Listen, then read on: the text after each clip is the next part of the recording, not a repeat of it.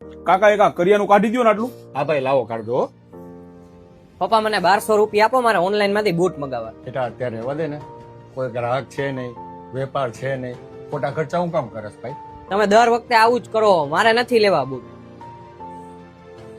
જોયું ભાઈ, શું કરું? એક તો ધંધા નથી, ઓનલાઈન બધા વસ્તુ મંગાવે છે અને આ છોકરાઓ આવી રીતના હેરાન કરે. સાચી વાત હે કાકા, ત્યાં લગી બધા નહીં સમજે ત્યાં લગી કાંઈ નહીં થાય. કા અનુભાઈ? અરે આવો અનિલ, બે મજામાં? અરે આનંદ તો કે તો બસ. આ ડેડી મારે 20,000 જોઈએ. એ 20,000 વાળી સેના આ ડેડી આમાં ઓનલાઈન ફોન મંગાવવો છે. એ ખજૂર ઓનલાઈન મંગાવાય કે અનિલ અંકલ બાજુ બેઠા હે, આને અડી જવાય. મારે ક્યાંય જવું નથી, તમારે પૈસા દેવા હે, હા કે ના? હું જાઉં છું. જોશ ને અનિલ, આ આજકાલના છોકરાઓ તો જો જી હોય બધું ઓનલાઈન ઓનલાઈન ઓનલાઈન. એમને કે લોકલ વેપારી પાસેથી ખરીદી કરી તો 2 પૈસા આપણી પાસે આઈને અહીં ફરે.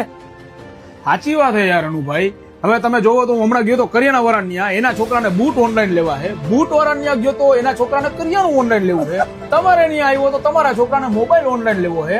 યાર આ મોટું સ્કેમ એ સમજતા નથી. પર આ બજારની અંદર 1-2 રૂપિયા ફેરે વેપાર કરવા વાળો વેપારી દુકાન લઈને બેઠો હોય, એનું ઘર હલાવતો હોય, ત્યાંથી માલ નથી લેવો, એને લેવો હોય ક્યાંથી? ઓનલાઈન માંથી. હું કામ 2 રૂપિયા સસ્તું હોય, પાછળથી 37 રૂપિયા પ્લેટફોર્મ ફી અને 25 રૂપિયા ડિલિવરી ચાર્જ હોય, એ કોઈને નહીં દેખાય. ભાઈ અને તારી 100% વાત સાચી. આપણે બધા મિડલ ક્લાસ માણસોને નાના વેપારીને ધ્યાનમાં રાખી અને ત્યાંથી ખરીદી કરવાનો આગ્રહ રાખવો જોઈએ. અને આઈ ડેફિનેટ કે એની પાસેથી વસ્તુ લીધેલી અને ઓનલાઈન વસ્તુ લીધેલીનું કમ્પેરિઝન કરશી ને એટલે 100% એની સસ્તી હશે, સારી હશે. સાચી વાત હે અનુભાઈ, સમજાવો યાર આ બધાને.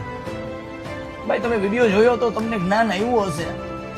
બને એટલી કોશિશ કરો કે તમે ઓફલાઈન ખરીદી કરો, ઓનલાઈન